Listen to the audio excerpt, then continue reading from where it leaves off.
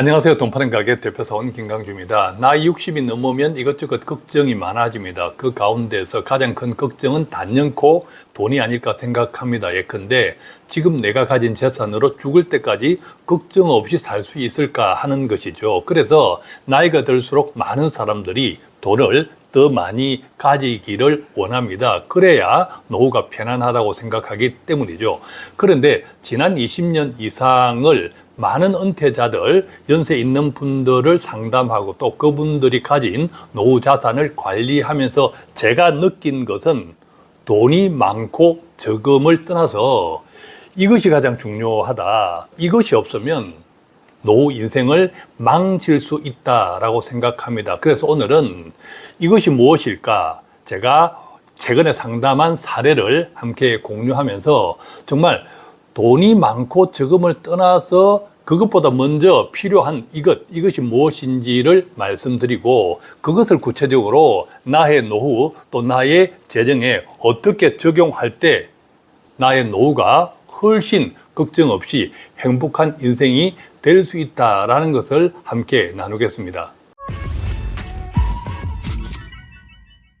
최근에 제가 60세 넘는 분과 상담을 했습니다. 자, 그분의 경우는 지금 소득 활동을 합니다. 우리 주변에 보면 60세가 넘었는데 소득 활동을 하시는 분들이 점점 많아지고 있죠. 물론 소득 활동을 한다는 것은 돈 자체를 떠나서도 건강에도 많은 도움이 됩니다. 그런데 안타깝게도 60세 이후에도 소득 활동을 하는 대부분 사람들은 노후 준비가 잘 되어 있지 않기 때문입니다. 특히 재정적으로 잘 되어 있지 않죠. 이분의 경우도 마찬가지였습니다. 노후 준비가 재정적으로 부족하기 때문에 60세가 넘어도 일을 해야만 하는 형편이었습니다.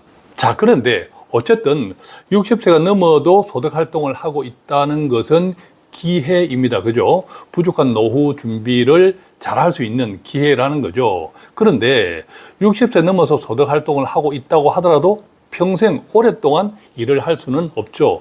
대부분이 육체적인 일들이기 때문에 그 일을 오래 하기가 힘듭니다. 그래서 60세 이후에 일을 한다고 하면 길게 보면 한 5년 정도가 되지 않을까 보편적으로 이렇게 생각합니다. 무슨 말입니까? 상담 사례의 경우에는 앞으로 5년 내에 지금까지 부족한 노후 준비를 가능하면 더 잘해야 한다는 뜻입니다. 그랬을 때 그분의 사례 또 주변 형편들을 보니까 주택을 다행히 가지고 있더라고요. 그 주택을 잘 활용해야겠다라는 생각이 들었습니다. 어떻게 주택연금을 잘 활용해야겠다. 즉 그분에게는 지금 소유하고 있는 주택을 주택연금으로 활용하는 것이 앞으로 5년 동안의 소득 활동을 통해서 노후 준비를 하는 것에 보태서 아주 필요하다라는 생각을 했죠.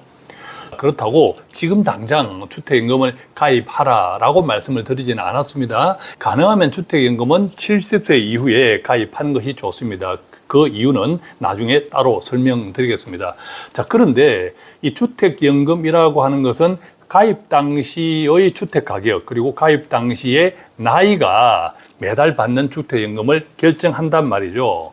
자, 그랬을 때 이 집을 70세가 될 때까지 소유하고 있는 것이 좋을지 아니면 제가 가끔 비슷한 사례를 통해서 말씀드렸지만 지금 이 집을 팔고 내가 전세로 옮겨서 살다가 70세가 될 때 다시 집을 사서 그때 주택연금을 가입하는 것이 좋을지 자, 이런 선택이 매우 중요합니다. 제가 그분께 한번 물어봤죠. 지금 집값이 어떻습니까 하니까 얼마 전까지는 지난해까지는 올 봄까지도 거래도 되지 않았다고 합니다. 그런데 요즘은 거래가 조금 된다고 하네요. 그러면서 집값이 조금 올랐다고 합니다.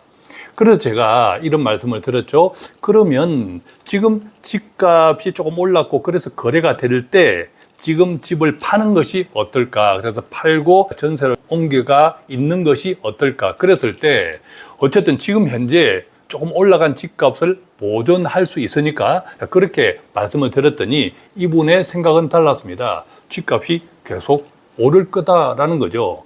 지금까지 거래가 되지 않았는데 거래가 되기 시작하면서 집값이 조금 올랐다. 그래서 앞으로도 집값이 계속 오를 것 같다. 요즘 뉴스를 보면 집값이 계속 오른다고 이야기를 하시는 거죠. 제가 생각할 때는 그분이 사는 동네에는 그닥 지금 가격보다 더 많이 오를 만한 동네, 지역이 아니다라는 것은 제 생각이었습니다. 물론 최종 결정은 당연히 그분이 하셔야겠죠. 저는 의견만 드릴 뿐입니다. 그분과의 대화에서 제가 느낀 것이 바로 이것입니다. 앞서 제가 시작할 때 말씀드렸죠. 돈이 많고 적음을 떠나서 이것이 없으면 노후 인생을 망치는데 이것이 없더라는 거죠. 그래서 상당히 안타까웠습니다. 그런데 우리가 청년들도 마찬가지입니다. 집에 올라갈 때는 집이 계속 오르니까 내가 돈이 없으니까 못 삽니다. 그런데 집값이 떨어졌을 때, 예컨대 2022년도에는 많이 떨어졌잖아요. 집값이 계속 떨어질 때는 더 떨어질 거야 하면서 기다리면서 또 집을 사지를 못합니다. 자, 이때 이분에게 무엇이 없냐 하면 무엇이 없을까요? 바로 목표가 없습니다. 예컨대 집값이 앞으로 더 오를 수도 있겠죠. 그분 생각대로. 또 제 생각대로 오른다 하더라도 크게 오르지 않고 차라리 지금 파는 것이 팔 수 있는 거래가 될 때 지금 파는 것이 더 나은 선택일 수도 있겠죠. 그것은 아무도 알 수 없습니다. 자, 그런데 중요한 것, 이분에게는 목표가 없었다라는 거죠. 어떤 목표? 내가 지금부터 죽을 때까지 월 필요한 생활비는 얼마일까? 이때 생활비는 물가를 고려해야 합니다. 물가, 즉 돈 가치가 계속 떨어지잖아요. 물가가 오르니까. 그래서 월 생활비도 물가만큼은 조금씩 올라가야 하겠죠. 자, 이 같은 월 생활비가 얼마가 있어야 돼? 이것도 목표가 있어야 되고, 그 다음에 주거 안정도 필요하죠. 주거 안정은 또한 주택연금을 활용할 수 있는 장점도 있는 거죠. 또한 만약의 경우 적당한 예비비, 우리가 크게 아팠을 때 이런 등등을 대비해서 적당한 예비비, 목돈의 예비비도 필요합니다. 자, 이런 돈들이 나에게 얼마나 필요할까? 이것들이 목표가 정해져야 합니다. 그 다음부터는요, 그렇게 목표를 정했다면 그 목표에 맞는 행동을 해야 합니다. 목표가 없는 분들은 집값이 계속 오를 거야? 또 집값이 계속 떨어질 거야?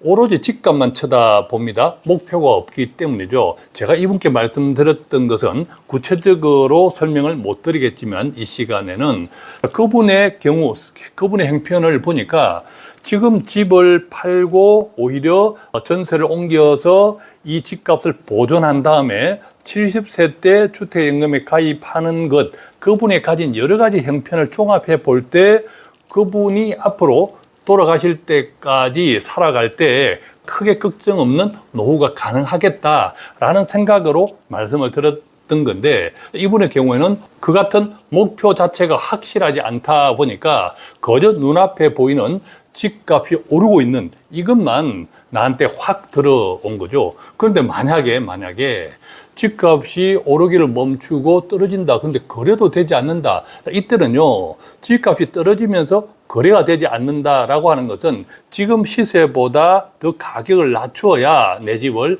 팔 수 있다는 뜻입니다. 자, 그 상태로 집을 못 팔고 나이가 더 먹어서 주택연금이 필요한 때가 되면 오히려 훨씬 떨어진 가격, 즉 적은 주택연금을 받을 수밖에 없다. 주택연금은 한번 결정되면 평생 지급되잖아요. 평생 그 가격으로만 지급되잖아요. 그렇기 때문에 저는 이분의 목표가 매우 중요하다. 매달 얼마 정도의 생활비가 필요한지, 그 다음에 주거 안정을 위해서 주택연금을 어떻게 활용하는 것이 가장 좋은지, 자, 이런 말씀을 토대로 의견을 들었는데 그분은 이제 집값만 쳐다보고 있는 거죠. 그래서 노후의 자산 관리는 돈이 많고 적음을 떠나서 정말 목표가 가장 중요합니다. 이 목표는 각각이 사는 형편과 지역에 따라 다 다르겠죠. 월 500만 원이 목표인 경우도 있을 것이고, 제가 아는 분의 경우에는 산골에서 전원 생활을 하시는데 월 100만 원도 충분하다, 오히려 남는다 하는 분도 있습니다. 그래서 그것은 각각의 형편에 따라 다르겠지만 중요한 것은 목표를 정하는 것이다.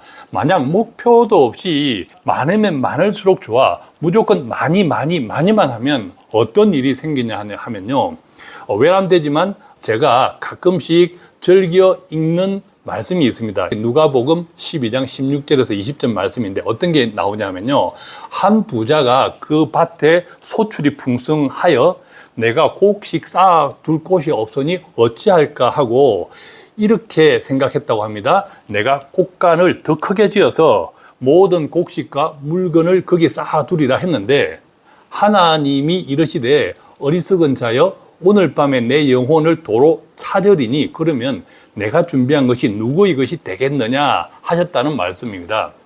즉 우리는 60세가 넘으면 이 죽음이라는 것, 나에게 생기는 질병 그리고 사고라는 것이 알 수가 없습니다. 그죠? 60세가 넘었다라고 하는 것은 내일 일을 알 수 없다 하는 것이 인생이지 않습니까? 따라서 그저 많이가 중요한 것이 아니라 내가 살아가기에 적당하다고 생각하는 목표에 맞는 행동이 필요하고 중요한 것이죠. 그렇지 않고 내가 계속 많이만 하다가 오늘도 못 누리고 내일도 못 누리다가 덜커덕 그 다음 날에 내가 잘못되는 일이 있으면 얼마나 은통하겠습니까? 그래서 구체적으로 목표를 정할 때 한 두 가지 정도만 말씀드리겠습니다. 자, 월 생활비잖아요. 월 생활비는 앞서 말씀드린 대로 물가를 고려해야 합니다. 그러니까 돈 가치가 떨어지는 것만큼 월 생활비도 1년을 기준으로 하면 조금씩 올라가야겠죠. 우리가 월 생활비의 기초가 되는 것은 국민연금이 있고 또 기초연금이 있죠. 이 국민연금과 기초연금은 소비자 물가 상승률만큼 올려줍니다. 괜찮죠. 그 다음에 지금까지 마련하고 있는 목돈이 있다면 그 목돈을 활용하되 가능하면 불리면서 뺏어자. 그래야만 돈 가치가 떨어지는 것을 이겨낼 수 있는 거죠. 예컨대 매년 5%씩 찾아 쓰고 남아있는 돈을 6%씩 불리면 내 돈이 계속 불어나면서 내가 찾아 쓰는 5%도 조금씩 많아진다는 거죠. 또한 동시에 목돈을 활용할 때 특히 노후에는 만기가 없는 것이 좋습니다. 채권 은행에서 어떤 사태가 벌어졌습니까? ELS는 딱 3년 동안 만기가 정해져 있기 때문에 3년이 닥치면 기다릴 수가 없습니다. 그 이전에 뺄 수도 없습니다. 그러다가 왕창 당했죠. 그래서 노후는 불확실하기 때문에 만기가 없어서 이달에 넣었다가도 다음 달에 아무런 페널티 없이 찾아 쓸 수 있는 상품들이 좋다. 예컨대 제가 가끔씩 말씀드리지만 매달 배당을 받는 미국 ETF 포트폴리오라든지 제 책 봉지라면 재테크에 보면 거의라면 컨셉에 해당하고 또 저희 바인 투자자문회에서 하는 세프라면 상품들 같은 경우에는 에그 팩토리 포트폴리오 이 같은 것들이 그런 초점에 맞추어서 운영되는 상품이죠. 그 다음에는요, 지금 만약에 목돈이 부족하면 지금이라도 소득 활동을 하고 있다면 연금 준비를 해야겠죠. 아직 소득 활동을 못 하고 있다면 어떻게든 소득 활동을 2년이 되든 3년이 되든 하셔야 합니다. 노후 준비가 부족하다면. 그래서 연금을 준비할 때는 최소 5년 이상 매달 한 100만 원 이상씩 할 수 있다면 짧은 기간 동안에 준비해야 되니까 아무래도 원금이 조금 많아야 되지 않습니까? 그래서 적립식으로 비가 오나 눈이 오나 5년 이상 꾸준히 하시기를 바랍니다. 그 다음에 주거 안정입니다. 노후에는 주거 안정도 매우 중요하고 주거 안정이 될 때 이것을 주택연금으로도 활용할 수 있는 장점이 있죠. 주택연금은 가능하면 70세 이후에 가입하는 것이 좋다. 왜? 한번 주택연금이 결정되면 평생 동안 그 금액으로만 나오기 때문에 그렇습니다. 그래서 주택연금을 받아쓸 수 있는 시간을 줄이는 것이 좋죠. 왜? 돈 가치가 떨어지는 것을 만회하지 못하는 상품이 주택연금, 그것이 또한 단점이기 때문입니다. 그런데 만약에 70세 이전이라면 앞서 사례에서 말씀드린 것처럼 현재 집값이 오르고 내리고 이게 중요한 것이 아니라 우선 나의 생활비, 노후, 은퇴 생활비의 목표를 정하고 그 목표에 맞게 오히려 집값이 더 오를지 내릴지 알 수 없으나 이건 해당 지역마다 다 다르지 않습니까? 내 목표에 맞게 오히려 매도할 수 있다면 그래서 현재 가격으로 내가 집값을 보존하고 그래서 전세를 좀 살다가 70세 이후에 그때 집을 사서 그 가격으로 주택연금을 가입하는 것도 방법일 수 있다. 그것도 한번 염두에 두시기 바랍니다. 오늘은 60세 이후 은퇴자들에게 노후를 살아갈 때 돈 관리, 돈이 많고 적고를 떠나서 정말 목표 관리가 매우 중요하다. 그 목표를 정하고 그 목표에 맞춰서 행동하고 결단하는 것이 매우 중요하다. 그 말씀을 사례와 곁들여서 정리해 드렸는데 조금이라도 도움이 되었으면 좋겠습니다. 고맙습니다.